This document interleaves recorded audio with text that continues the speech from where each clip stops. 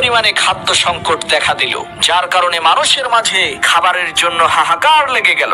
এমন সময় হযরত উসমান গনি রাদিয়াল্লাহু তাআলা আনহুর 1000 মণ গমের একটি চালান বিদেশ থেকে মদিনায় পৌঁছালো। তৎকালীন আরবের বড় বড় কয়েকজন ব্যবসায়ী হযরত উসমানের কাছে যেয়ে বলল, হুজুর, দুর্দশা পীড়িত অসহায় মানুষের কষ্ট দূর করার জন্য আপনার সমস্ত গম আমরা 50% লাভে কিনে নিতে চাই। এর মানে হলো, যদি আপনার গমের দাম 100 টাকা হয়, তাহলে আমরা সেই গমের দাম 150 টাকা দেব। তাদের এই কথা শুনে হযরত উসমান বললেন, তোমরা যদি আমাকে এই গমের দাম 1000 গুণ বাড়িয়ে দাও, অর্থাৎ গমের দাম যদি 100 টাকা হয়, আমাকে 1 লক্ষ টাকা দিতে হবে, তাহলে আমি তোমাদের কাছে গম বিক্রি করতে রাজি আছি। কারণ একজন আমাকে এই গমের দাম 700 গুণ বাড়িয়ে দিতে চেয়েছে, অর্থাৎ আমার গমের দাম যদি 100 টাকা হয়, তাহলে সে আমাকে 70,000 টাকা দেবে। হযরত উসমানের এই কথা শুনে ব্যবসায়ীরা অবাক হয়ে বলল, সর্বনাশ, এত বেশি পরিমাণে লাভ দিয়ে কে আপনার কাছ থেকে গম নিতে চেয়েছে?